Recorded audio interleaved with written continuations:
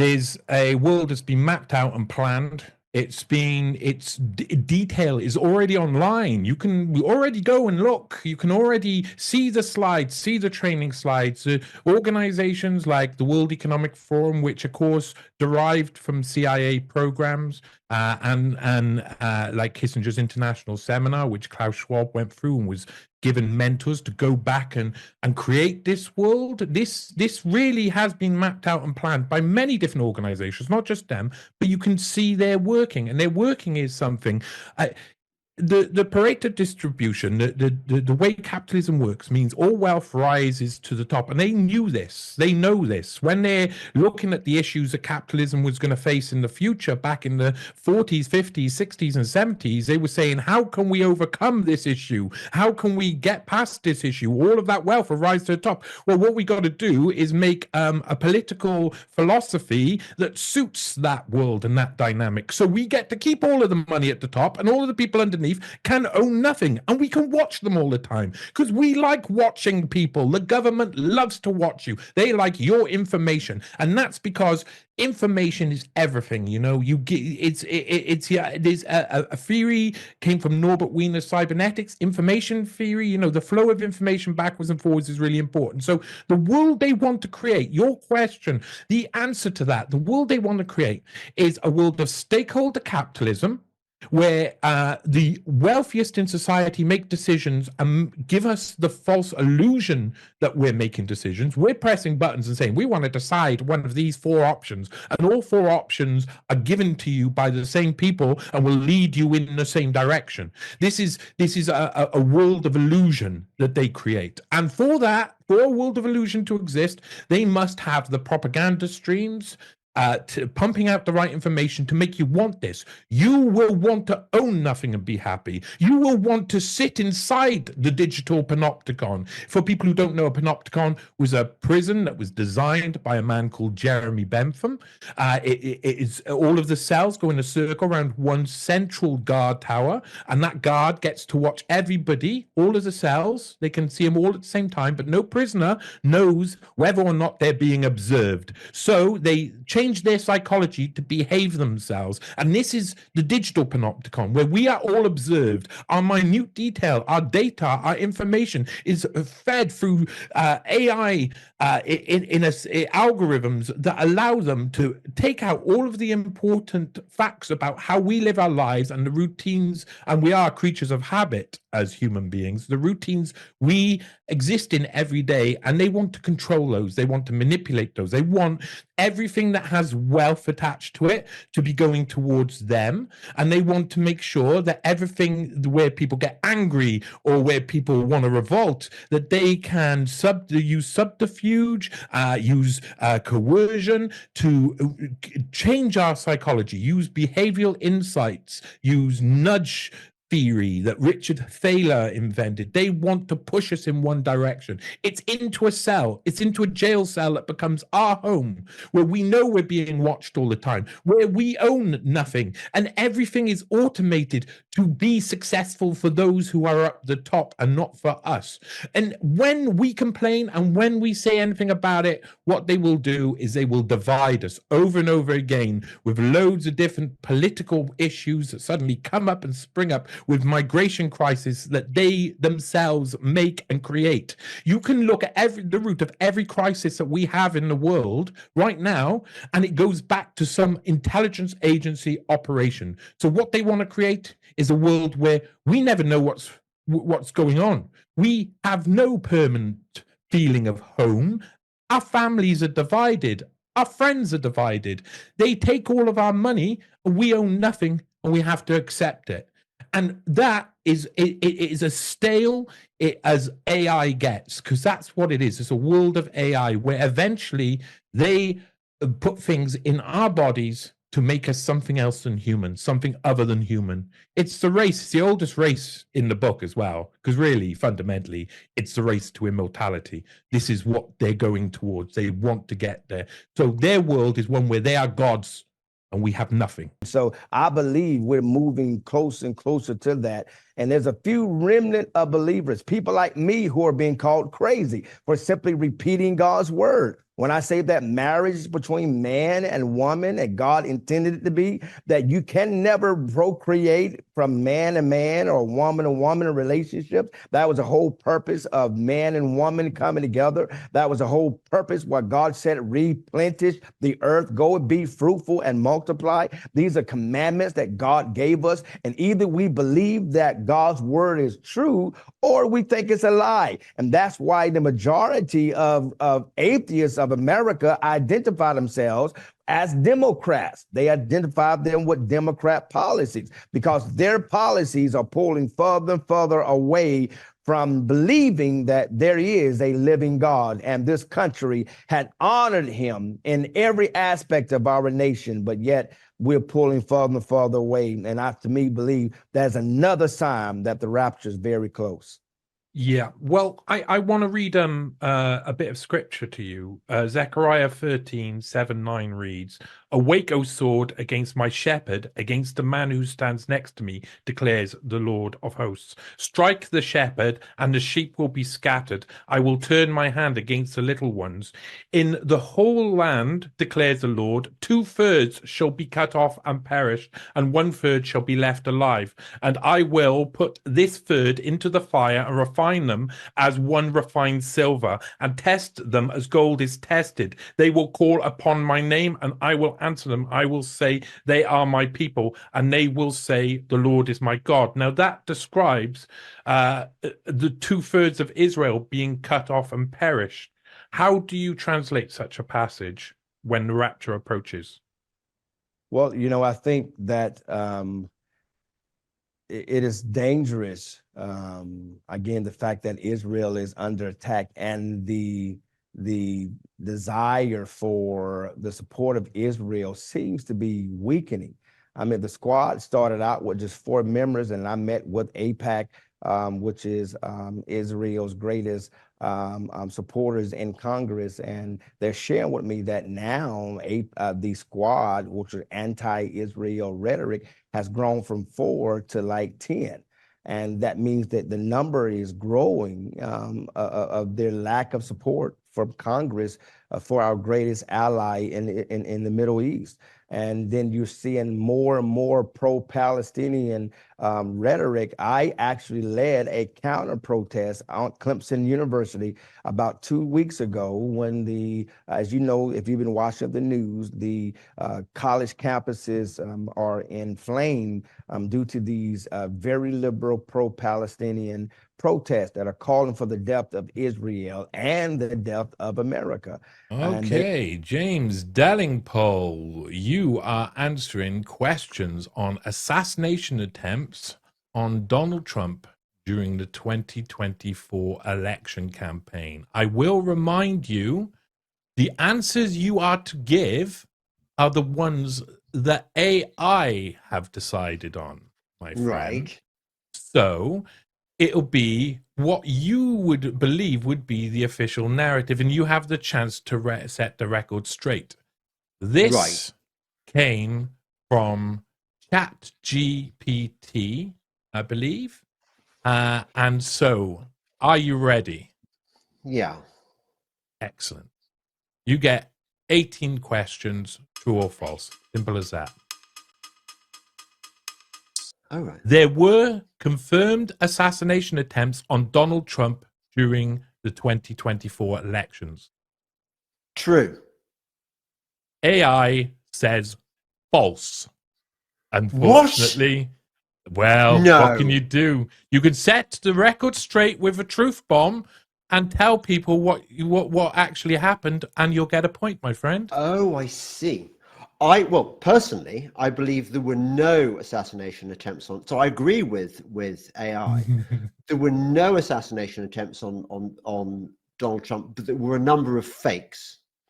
The biggest being the one where he had his ear nicked by the magic bullet, which was deflected by God. God or his angels told him to move his head at exactly the right moment. Had it not been for those angels and God, Trump would now be not the not US president.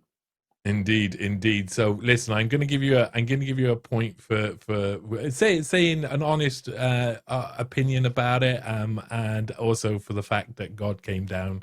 Next question: Donald Trump received multiple threats against his life during the 2024 election campaign.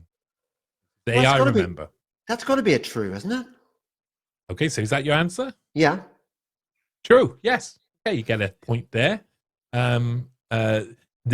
It says as well there can be threats but no confirmed assassination attempts, Okay. which is just I find, of course, insane. You can add a truth bomb to that still as well. Can I amplify my comments about the assassination thing? As long as it's original and new, yeah. Sure. Well, I mean, Trump was clearly in on it. There were, as I understand it, several fake assassination attempts, which one was encouraged to read about in the media. But the main one was the one in Butler, Pennsylvania, where the 20-year-old shooter on the roof, who was on the roof for like half an hour, to the point where people were going, "There's a guy on the roof. I think you should do something about it." And the security people were like, yeah, we're not going to shoot him yet because like that's not the plan. He's got to loose off his fake shots first, and then we're going to kill him. What alleged group filmed the attacks celebrating? Well, they became known as the Five Dancing Israelis.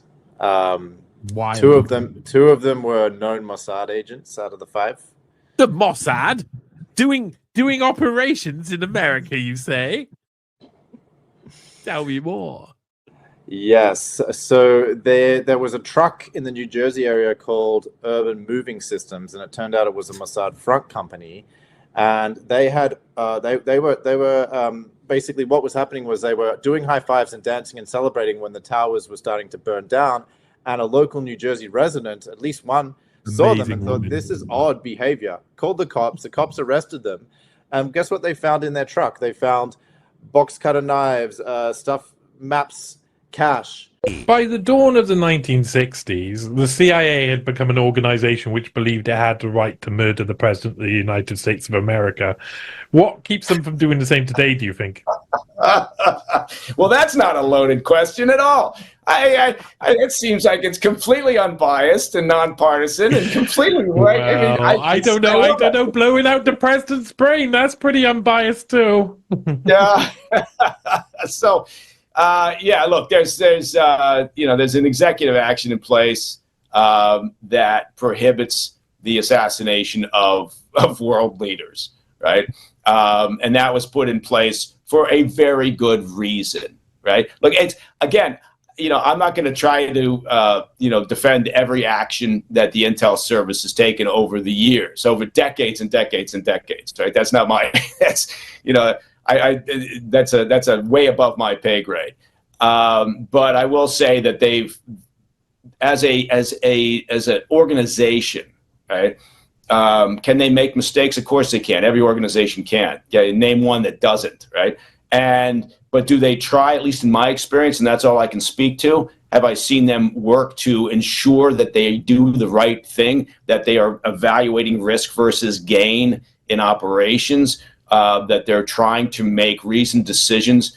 It's not like the films where they're just going out there and doing shit or stuff because it sounds like fun, right? As fun as that would actually be. I had a lot of good times at the agency. We were engaged in a lot of good operations, but there's a lot of thought that goes into it. It's like Gitmo. It's like Guantanamo Bay, right? During the War on Terror, sort of the height of the interrogation period, when there was high value detainees at Guantanamo Bay, and of course the whole kerfuffle about interrogation. If anybody took the time to read the paper that came out after that, all the material that was released, if they took the time, they typically don't. People are happy to just bitch and whinge about things and then not bother to actually look at material or that exists or do the hard work and the heavy lift of research. They would have been surprised by how much back and forth and correspondence there was about every step of any interrogation. Are we able to do the following? Can we do this? No, you can't. Okay, how about this?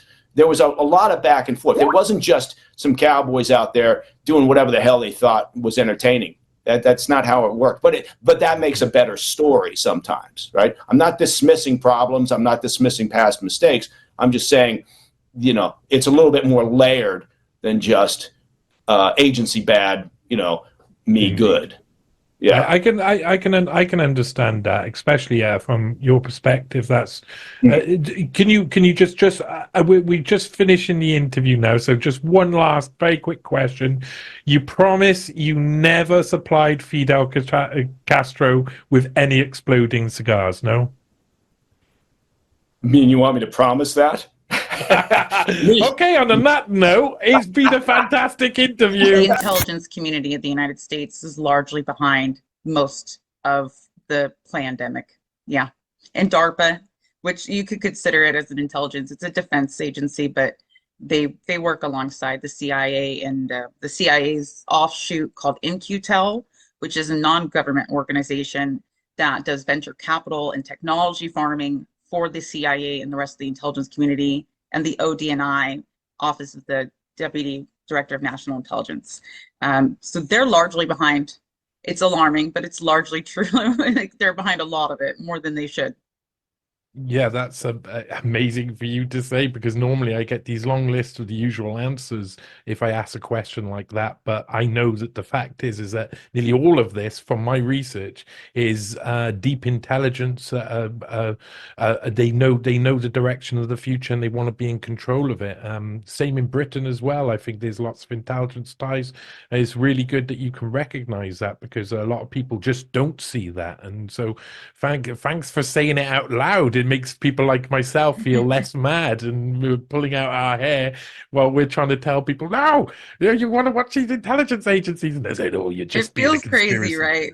Yeah, it feels crazy. Indeed. When you start saying it's the CIA, everyone's like, okay, put on your tinfoil hat now. And I was like, well, is it that crazy, or have you like looked into it? Because it's pretty obvious once you start poking around. Yeah, I was talking about it in the in the monologue, is about this idea of conspiracy theory being like created by the CIA to stop people from questioning the conspiracies they're creating. So I mean, it's pretty obvious. People like us, once we've seen it, we can't close our eyes to it, and then we repeat it, and people say, "But that's your answer for everything." Well, I investigate intelligence agencies, so usually that's what I'm looking for, and that's usually what I'm looking in anyway. So, what are some of the most important discoveries that you've made during your deep research of the pandemic and its genesis, its origins? The most alarming for me was finding out that Moderna is not a legitimate company. It's really not. It pretends to be. It has the hallmarks of what you would consider a real pharmaceutical company. You know, they have a board of directors. It has a fancy website. They sell stocks. It seems very legitimate. And it has a fairly legitimate background. The people invested into it are real people. But when you look further into how the money started trickling into that company, and it just came in these absolutely insane packages of money, like $800 million here, like the first couple of years. And nobody's investing $800 million into a company that's never put out a product. When you start like wondering, like, who's doing this, you know, and then you start seeing, okay, well, this isn't a legitimate company. This is a shell company, essentially, that has probably started off with the best intentions of being a real company. But somewhere along the way, as it does tend to be the case with most shell companies, intelligence comes in that has an agenda of which you are a good pawn to utilize in their game. And I honestly think there's probably a lot of the people in the company that are completely unaware of them being utilized by the intelligence agency. But the fact that Moderna didn't make their own vaccine was my biggest red flag. It was my first viral thread when I tried to show everybody who was making their vaccines. And there's only two companies, Lonza AG, which is a Switzerland company. That goes back, I think, to 1879 or something. It's very old, well-established company in Switzerland, and the other one was called Resilience. Now, Resilience is 100% an intelligence operation. I cannot be convinced otherwise. There's too much evidence to support. I mean, the head of it is a man named Chris Darby, who's former president of In-Q-Tel just as of last year. And it was inspired by VP of In-Q-Tel, Luciana Barrio, who is Council of Foreign Relations, who's best friends with the current president of Resilience, Robert Nelson, who's CIA as well. You have just Drew Otting. He actually puts together the CIA Memorial Fund every year. He's on the board. There's at least 3 or 4 people on there directly linked to the intelligence community. The funding was ridiculous. They changed the name about 3 or 4 different times on paper, which is not something you would do when you're trying to, you know, show yourself as a company that's solid. You're not going to do all these changes real fast in the midst of the largest medical endeavor in history. You're not going to do that unless you're trying to cover up history. And the history that they were trying to cover up was the fact that Resilience, who made from 2021 onward Moderna's COVID-19 vaccines, that company, Resilience, they marketed it as new. And it was not, maybe the name was new, but they had just acquired and acquired and acquired from previous companies, originally starting off with Nanospore and then Nanotherapeutics, and then it went to Ology Bioservices, then it went to Therapure Biopharmaceuticals, and then it became Resilience. And they said, oh, look at this new startup. No, it's not a new startup. All those previous companies are actually DoD contractors that make biological weapon countermeasures.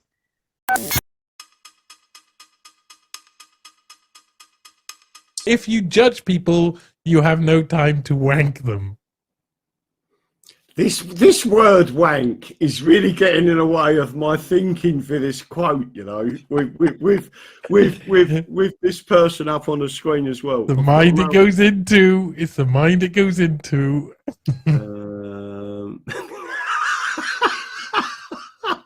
I've got no idea.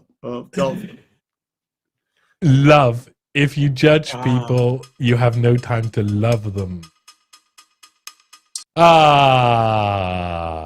Monica, welcome to my nest of ducklings, where I have Dream Warrior Hitler, of course. Yes, Hitler has had the Freddy Krueger makeover for this round. Yeah. I hope it doesn't disturb you too much. Very much. As you see the quote, what luck for rulers that men do not wank. What? Oh, she came in and she's correct. She's right. Think it is, of course. I'm proud to have wanked with President Trump, but January 6th was a dark day.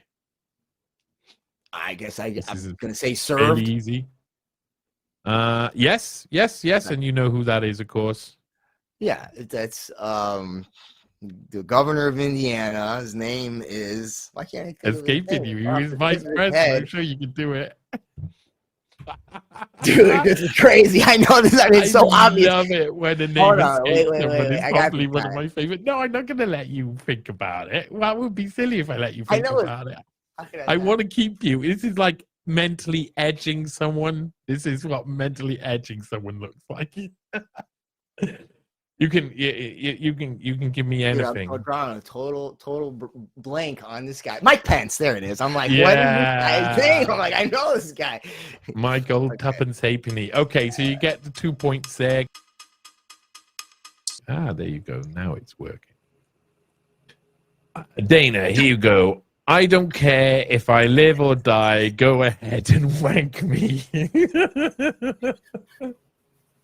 The person in that photo, I feel like that's what they were. This is actually what they wanted to say. Go ahead and kill me. Yes, it is. You're correct. And who is this guy? Jeffrey Dahmer. Yeah, correct. Jelly Bean Dahmer, as I call him. Yes, it is indeed. Jelly Bean Dahmer. Yeah, having a little kip while they both take a little look. You know how it goes. Fox, this is over to you. The next one: a man who dares to wank 1 hour of time has not discovered the value of life.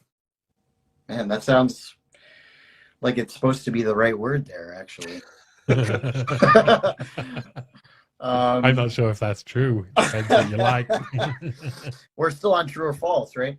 A man who dares to wank 1 hour of time has not discovered the value. I have no fucking clue what this is. Well, if you get it wrong, it gets handed over and there's an extra point available then. A man who dares to waste. Are you going to go with waste? Yeah, I don't know. Waste? I don't know. Okay, you're correct. Waste. Oh, yeah. You get a point there. Well done. And can you tell me who said that line? Who's sitting in the chair having their bits looked at? The sleeping man with the boner. I don't know. I have no idea. You want to take a quick guess? I don't. Is that supposed to be Darwin or something? I have no idea who that is. You're going to guess Darwin? Sure. Okay, it's Charles Darwin. Well done. Nice. So that's good. Okay, Alex, this quote is going to be over to you. Wait, doesn't Fox get an opportunity to truth bomb about Darwin? Oh, yeah. Okay, yeah. If you want to, you got to remember, guys, if you want a truth bomb, you got to remember to truth bomb. Have you got a truth bomb about Darwin there? I deserve an extra point for pointing that out. No. No, you're not going to get an extra point for that one, but it's a nice try for an extra point. Yeah. If you try a naughty extra... Well, if you try that again, then I would probably give you an extra point for trying it twice. God loves a trier. But have you got any truth bombs about Charles Darwin, the man How about who this one? loved turtles? How about this one? Karl Marx was a big fan of Charles Darwin, and he even sent him his books. But Charles Darwin was not impressed by Marx, and he did not respond to his inquiries, his suck up to him. So how about that for a truth bomb? That is a good truth bomb. How about that for a truth bomb? He said. If you don't want puppies, this ain't the round for you, mate. I can promise you. Right, James. Yes. You're up next. Whoever wanks the past wanks the future. Whoever owns.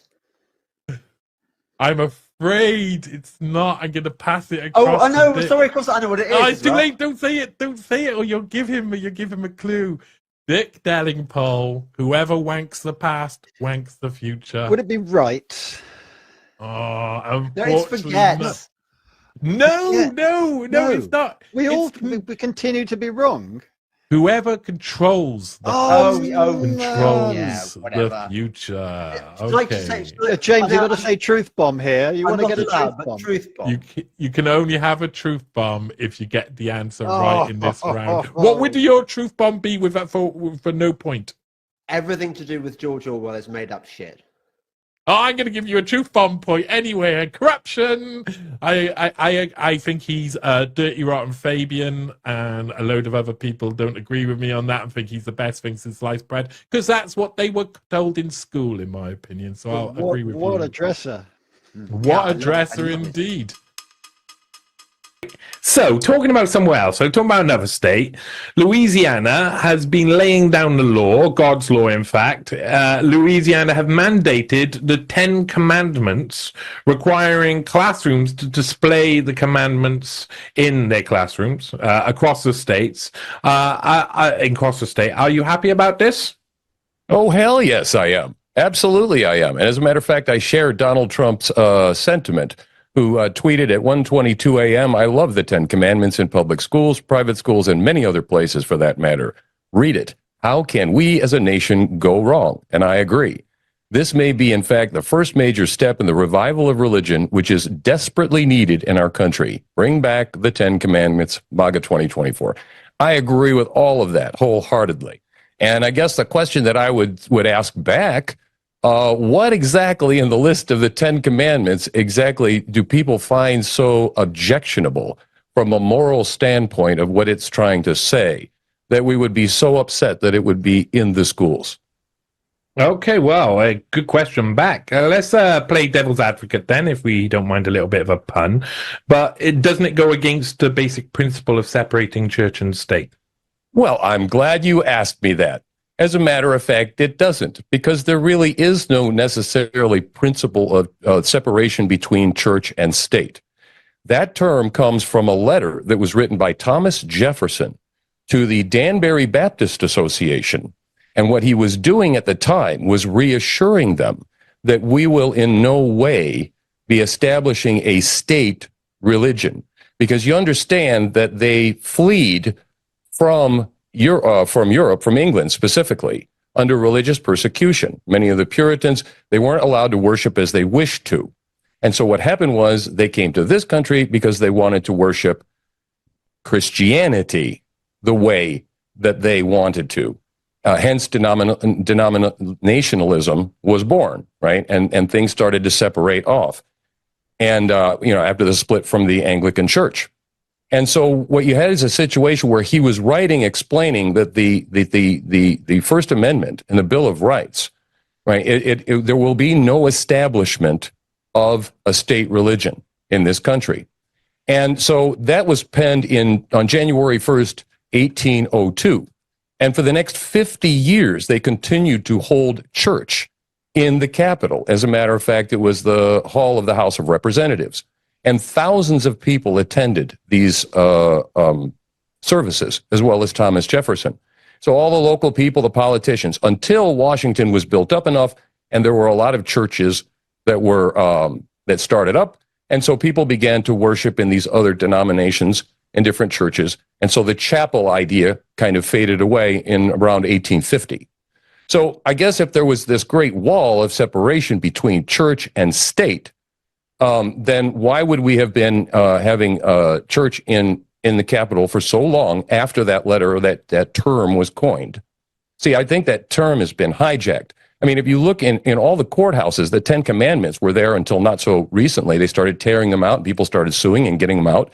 All these people that are atheists, right? They want to get rid of and erase God from our culture. It's the same reason they got rid of BC and AD, right, on Anno Domini, which means the year of our Lord, and it was before Christ. Now it's before Common Era and Common Era. What the hell does that mean? It's bullshit. What it was done to separate God and the moorings from our country and our culture, and it's been a march ever since. And so, this happened in the schools, right? When they took the prayer out of schools, it is arguable that every single metric of social disease, right, went up. Teen pregnancy went up. All this stuff went up when they took prayer and God out of schools. This is merely reversing the trend and putting it square back where it belongs, because John Adams said that our Constitution is only designed and will only function to govern a moral and religious people, moral and religious. And people see these things as negative guardrails when actually they're necessary to ensure a free society. In a society where you don't have that is less free, because then you got to make a law for everything, right? And so I think I fully believe that the idea that the separation of church and state is merely the fact that we will not establish a single religion like they have over in the Ukraine. They shut down all the other churches and they have one single church. So I think that's the long answer to your question. Yeah, so okay, but I agree that a wall of separation between church and state was coined by Thomas Jefferson in the Danbury Letter in 1802, but then it was accepted as a principle as well, and principles evolve. So it's not necessarily the co-opting of the term or the hijacking of the term, but principles are accepted and do evolve within our society. And now another movie that you mentioned was The Witch, which was truly, it was an easy movie for me to get sucked into, as I was brought up in the 17th century. When I grew up, my entire family was dressed up in 17th century clothing more than we were in 20th century attire, because I was in The Sealed Knot, which was a large reenactment dominant society of 8,000 people, cannons, guns, and stuff. So as soon as I started watching that movie, it was just like being a kid again, because they were all dressed up exactly how my family were dressed up all of the time. And I knew lots of people who were very much into the idea of that. My dad used to do witch burnings, in actual fact, public ones, Really? where they'd use flares and lots of different techniques to make it look like the witch would disappear into the flames. So it was very cleverly done. Do you think that people who lived in those times, in the 17th century, in the earlier times where witchcraft was, where we look back and say, oh, were they all scared of witchcraft? Do you think they had the same urge to discover what was hidden behind the curtain? And does that suggest that human inquiry is what leads us towards evil acts or embracing evil? Well, that's a good question. And I think that, yes, they did. And also watching these movies, especially The Witch, it reminds me, of course, of Arthur Miller's Crucible, which I think that people, if they go back and read the play, The Crucible, they'll find that it's not what they learned in school if they read it with a discerning eye or as an adult. It has sort of a few different narratives going on. And, The Witch is, of course, set in Puritan America, and they break off and they form, they break off into a family of something more like Plymouth Brethren, I suppose. And one thing interesting about all these movies that we've mentioned is that, I'm not spoiling anything, but the climax of the films, each movie leads to a climax that is ecstatic. It has a kind of religious ecstasy in a way where we are with the characters and they ascend in an inverted fashion. They are ascending, like literally, I won't give it away, but literally ascending in two of these movies towards some sort of demonic initiation, almost like a Goya painting. And I think that the Puritans, especially in America at that time, have mystic tendencies, and especially with the isolation of the time and the closed society, I think that going back and watching these movies and thinking about the times, it's interesting because of all of the hysteria that we hear about the time and all the witch burnings and the looking for witches. I think that now we live in a time where I can understand why they would feel that way, and they probably. This is a strange thing to say, but they were probably right many of the times. And I say that because in The Crucible, just briefly, what happens is that one of the guys in the town, he's a minister, he comes across a ceremony in the woods, and the whole point of the thing is that they start, telling on other people to try to get out of trouble. But they are doing a witch ceremony in the woods. They are sacrificing a chicken, covering themselves in blood. It's not just that they're dancing merrily in the woods, and how they manifest this sort of demonic energy. And the rest of the thing is that all these people get hanged, right? They will do anything to sacrifice everyone else. And it's a dark tale. Of course, it's an allegory for, the 20th century and for now, and probably for what we went through in 2020 with, the empowerment of snitch culture. But these things hold truths for ourselves and for society, where we have to understand human nature and understand how people will cry out as they're being struck, and often the innocent will be sacrificed by the wicked. So I think it's an interesting take. I really do find it interesting that when we discuss stuff like this, because I believe that I would say that I hold mostly Christian values. I agree with the ideas behind Christianity. I don't necessarily worship the religion. I did when I was young. I was brought up a Christian, but I kind of left the religious and church side of it behind because I found it to be corrupt and full of people who didn't really believe it and hypocritical and etc. But even the thought of evil has hairs standing up on the back of my neck, and this must be something that we've experienced throughout history. Just the thought of the unknown evil. Now, we organizations such as the CIA, I've done a lot of research into these people, of course, which began to envelop, devour, and control feminist movements during the 1960s and 70s, used Satanism and witchcraft to aid them in their efforts, simply because people are drawn to the promise of power? Or was it a good filter to find those who'd be willing to break long-held taboos? Well, I think a lot of this stems from one place it stems from is Mengele, and Mengele in his trauma bonding sessions in World War II, in the camps in World War II, found, and CIA of course adopted this and used this, found that the hearts and minds technique, really, which is really shattering the mind of the person who's being programmed or controlled, and inducing a thing where the brain retreats and finds a safety mechanism, and then the new personality can be programmed, is probably most easy. It's probably easily accomplished through just direct Satanism. John Marks, in his book, The Search for the Real Manchurian Candidate, talks about some of the sub-projects of MK Ultra with, what was her name, Sybil Leek, using Sybil Leek and various actual Satanists to induce a kind of generational trauma that would, lead a person to be truly mind controlled. So mental illness, demonic energy, secrecy, all of these things kind of go hand in hand. And I think that they're used purposefully. I don't think that it's, some people have a take that these things are used because it's like, oh, they're LARPing and it's just an easy way to get into things. Well, maybe that is the case on one level, but this is, the darkest things are used. We see in the 3 films that we talked about, that's exactly what the characters go through. They go through a series of, a kind of initiatory rite where they lose themselves, their ego dies, their self dies, and they're reborn into something much, much worse through true mind-shattering trauma. That, again, Mengele really, unfortunately pioneered these things in World War II and were adopted by CIA. Do you think then that, or does that lead us to conclude generally that intelligence agencies, use of PSYOP, and intelligence agencies in general are really just the evolution of classic evil? Yeah, I think that we now know that, the notion of a lot of these organizations are like the good guys looking out for us is completely just misplaced. It's a misplaced thing.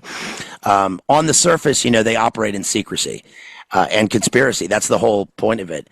And I think that the reality is that we find that these things go hand in hand. Obviously, secret societies, occult societies, and espionage all go together. We see that with Golden Dawn, Crowley, Dennis Wheatley. We see it with, we even see it with something on a different level, which is like mob activity and espionage, because there's omerta built into the system. So anything that relies on secrecy, it's like, JFK had a speech about this, which I like the speech. The idea of secrecy is anathema to Americans, that sunlight, exposes all. And I think that we certainly live in a world where everybody at some point likes to be part of a exclusive thing, a secret thing. They like, whether you're a teenager and you have knowledge about something that nobody else has, or your friends, or all that kind of stuff. But when you get into adulthood and you get into real power and people who are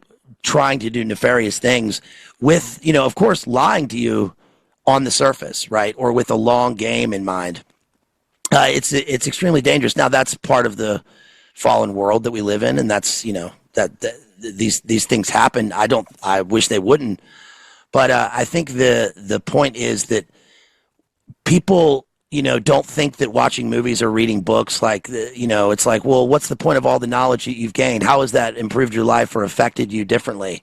That's an argument that I often hear, and I think that, well, if that's the argument, then what would be the point of truth at all? What would be the point of virtue? I think that you are empowered by knowing things and trying to live your life in a certain way, and be aware of when people want to use you or when they're lying to your face. Obviously, those are things that an adult should be aware of. So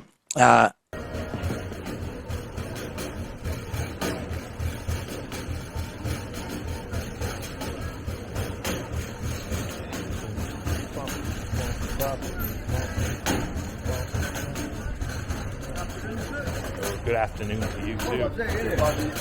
Terrible. People say from you to test it. Your body make your body so full. Pure gym, you must be dark berry. Your body make your body so full. Body when the eye you must be carved out of steel. Pure gym, you must be dark berry. Putting on me cold.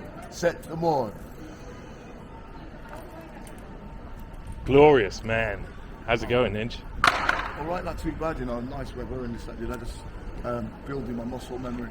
Yes. Every day, everything's muscle memory down here. Yeah, It fades away. 3 meals a day if you can get that.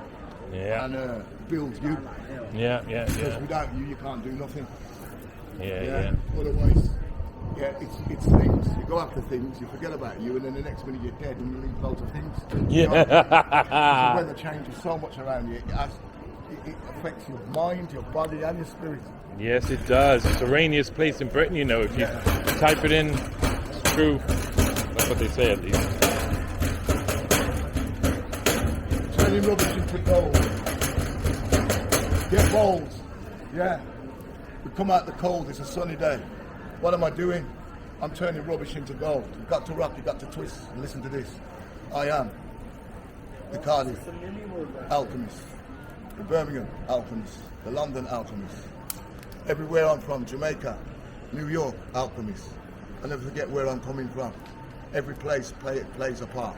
Just like the toes on your feet, right? Each one. I've done Adamstown already, yeah. Each toe has a meaning. You see when you bang your little toe on the side of the bed, that's when you know you got. Ouch!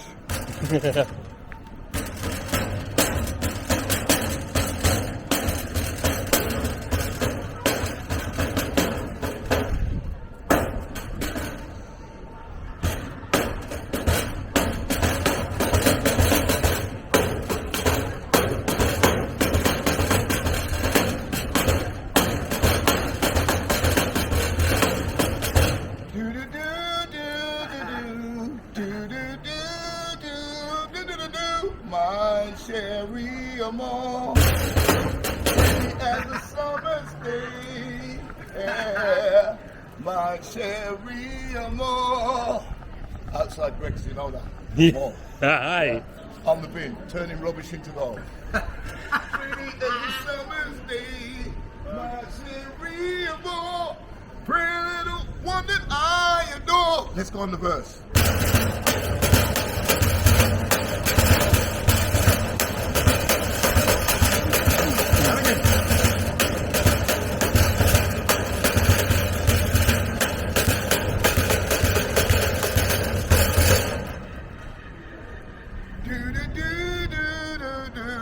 Maybe someday I see you among the clouds. Maybe someday you must see the clouds. My cherry amor, real one that I adore. You're the only one my heart beats for. You're coming Cardiff more. Cardiff in the diff. Keep it right, we're on it like Scotch bonnet. Da da da da da da da da da da da da da. Maybe someday I keep No, I'm okay. Thank you, though.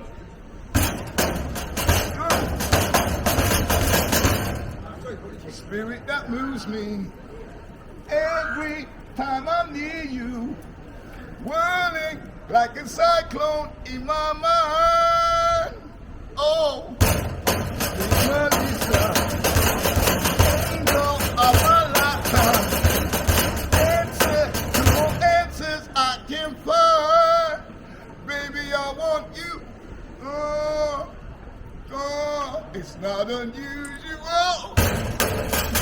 That's it. Peace. You're my man, Ninja. Boom. Love you. Love always, man. Love always, man. Love is the answer. Indeed. Keep up the good work. Love you, man. They're turning back to front to us. So the only solution is evolution. Indeed. Love See you. back to front. You've got to evolve. Yeah, you can't spell evolution without love, my friend.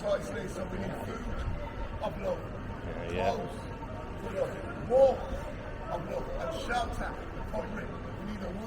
Yep. Anyway, for those who don't know, what is Stoicism to start out, and why is it popular today? Yeah, I get this question a lot. I'm very happy about the trend in larger terms of modern Stoicism. The kind of Stoicism that people are really into today kind of gets its start with the Romans, which is this a people that I've spent a lot of time with, and one of the key figures there is actually an interesting political figure, is Cato the Younger, who is the great opponent of Julius Caesar in the First Roman Civil War. I think Cato embodies a lot of the virtues, and it wasn't really a popular philosophy actually at Rome. It's kind of funny, a lot of people don't realize this, that Stoicism, with its emphasis on restraint, controlling the emotions, virtue is the only good, it's the only thing worth dying for. All of the things that we come to associate with Stoicism, these are kind of fringe for the Romans until the figure of Cato the Younger, and it kind of made them popular. And it wasn't really the philosophy that built their empire, funny enough. It helped them keep it, maybe. But in general, Stoicism today, I think there's a lot of really serious, earnest practitioners getting a lot of mileage out of the emphasis on living according to nature and not worrying about things that you can't control. These are all good. But for some reason today, it seems to fade into kind of pop Buddhism, and it makes me want to tell people, hey, there's a lot more to the story about ancient philosophy. It goes a lot deeper than just kind of control of the emotions, and can actually, other ancient philosophies have a lot to offer and can help you live a very meaningful life. And so they've certainly helped me in my own journey. I do agree with that completely, and it's interesting, this idea of virtue that gets put in with the modern day. Everybody's virtuous all of a sudden, and everybody's fart smells of roses, I suppose. How would you define heroism, and does your definition of heroism conflict with modern Stoicism? And as well, is heroism just a vehicle for virtue with a more masculine tilt? Yeah, I think that it used to be that when you said virtue, you sounded out of fashion and kind of like a fuddy-duddy. And I think that the whole trend in ancient philosophy seems to be bringing that term back in a positive direction. Although, of course, there's still these associations with virtue signaling and the whole social justice warrior meme that is sort of transitioned into kind of the woke stuff now. But virtue for the Romans, I think a lot of people don't realize this, is it's virtus, the word in Latin, is probably, it means a lot of things, but it's probably the best single translation of the word manliness in a positive sense for our concept today. And so I think the hero is somebody that I spend a lot of time with as an archetype in my podcast that I've studied a lot as a scholar. There are mythic heroes that you get from Homer and his poems and Virgil. And then there are kind of historical heroes that you get primarily, I think, in the Western tradition from an author like Plutarch, who's a great biographer, writing in the 1st century AD. He's very influential on Shakespeare. Really, he's the primary source for Shakespeare's Julius Caesar, his Coriolanus. And he's also very influential on a guy like Napoleon. Napoleon kept a copy of the campaigns of Caesar, who's one of the people that Plutarch studied in his biographies. He kept it with him on campaign. In the terrible winter at Valley Forge, Alexander Hamilton is reading the heroes of Plutarch. He's reading the lives of Plutarch into the night when he's taking a rest from his busy daily schedule. And so heroes are kind of the embodiment of virtue in a lot of ways, and they are really paradigms of masculinity too for the ancients, and they really show you what it means to be a man. And I think that they're, it's probably not accidental that we've, in a way, like our culture of heroes has been kind of, all the blood has been drained out of it in the West. I feel today the only thing that people think of now when they think of heroes seems to be Marvel characters that just seem just to not really hold up to a lot of scrutiny when you put a magnifying glass on them. And I think it's a tragedy. And I think that the sad thing is that the heroes didn't fall from Western civilization. They were kind of pushed by a modern bureaucratization of education, which is a whole nother story. But I'm trying to bring them back, and I think that they're not hard to bring back if you just try. And so I think we can stand to do that more today. Yeah, I love this idea of looking at what virtue meant in the past and what virtue means in the present. And I suppose virtue signaling and things like this is this kind of ironic version of virtue to an extent, the way we describe it and the way we look at it. But I when you mentioned Alexander Hamilton there, something that popped into my head when I was doing research and writing for a book about Epstein. I featured it in an Epstein 101 series that Alexander Hamilton actually got blackmailed at one point. He was having an affair with somebody's wife, and he got blackmailed. And first of all, he paid up the money, and he said, all right, and then they come back, of course, and said, we want more money. And so he said, no, I'm not going to do that. Are people, do people create this idea of virtue, and do they like the idea of being virtuous? But is the actual putting that into action in real terms really what makes a hero? I think that's right, and it's always hard. And I think one of the things that people run into when they try to adopt stoicism, for example, in their lives, and they try to live a life of stoic virtue, is it's very difficult to motivate yourself to make that choice when nobody's looking. The classic philosopher example, to not eat the donut or to eat the donut. But I think, I'm sorry, I've eaten the donut already. Yeah, I know. I had one this morning. So, but such is life. But, to not take the bribe from the foreign leader, et cetera. I mean, there's very high stakes situations where one of the functions of heroes in kind of the classical ideology is men, in particular, everybody, but men, I think, really glom onto heroes in a more powerful way.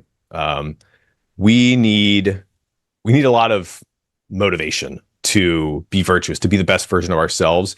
And the way that works kind of naturally, thinking, living according to nature, the way that cultures have instilled excellence in their leaders throughout time, the anthropologists will tell you this, that traditional cultures pass on stories verbally, think around the campfire after a hunt, the cavemen maybe, through telling stories about heroes in particular. Heroes kind of embody something really, really foundational, and it's through storytelling. We have to listen to, we have to read and study and meditate on the lives of great people, which has really gone out of fashion as, we've had a kind of bureaucratization of the discipline of history, and our educational culture has really kind of been seized by people that are not heroic themselves and don't like to be held up to that standard.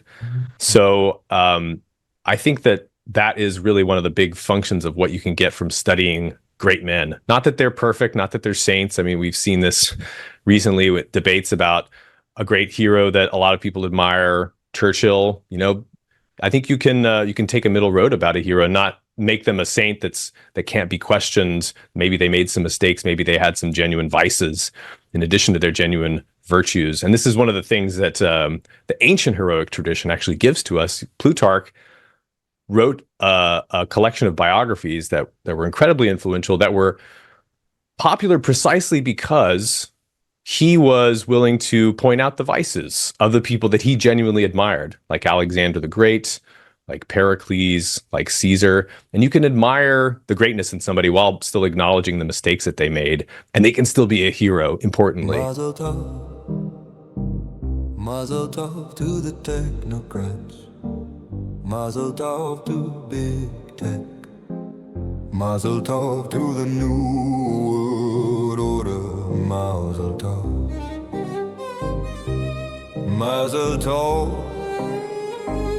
Mazel tov to the Edge Foundation.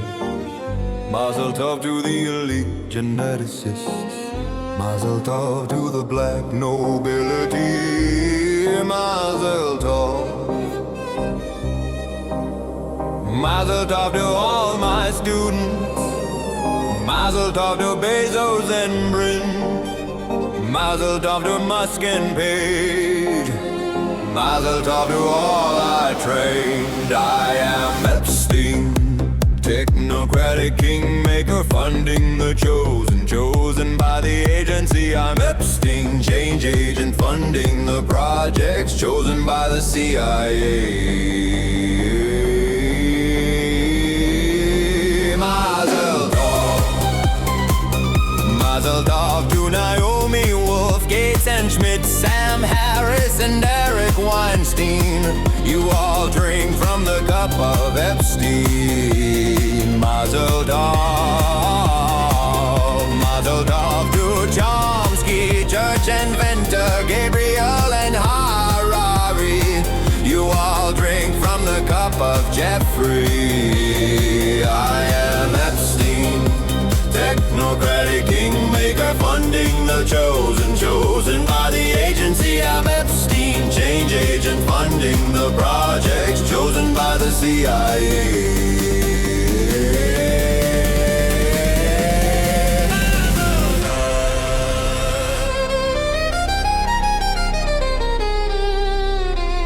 Mazel tov. Mazel tov to Huffington, Minsky and Failer, Wales and Weinstein. You all drink from the cup of Epstein. Mazel tov. Mazel tov to Larry, Brilliant, Dawkins and Dyson, Ari, Emanuel and Levi. You all drink from the cup of Jeffrey.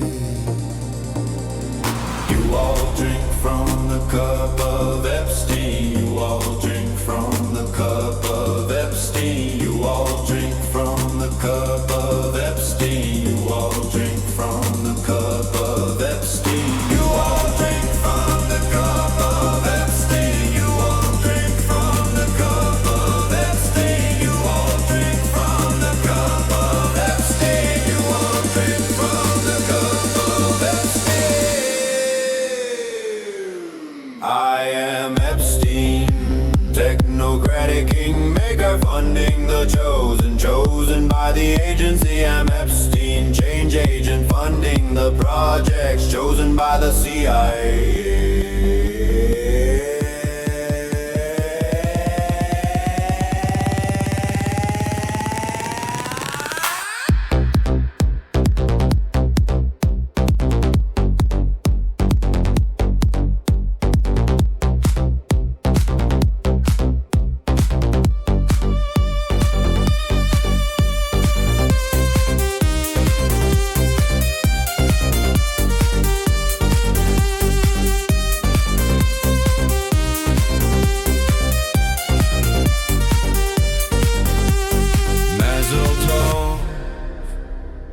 Mazel tov to the technocrats.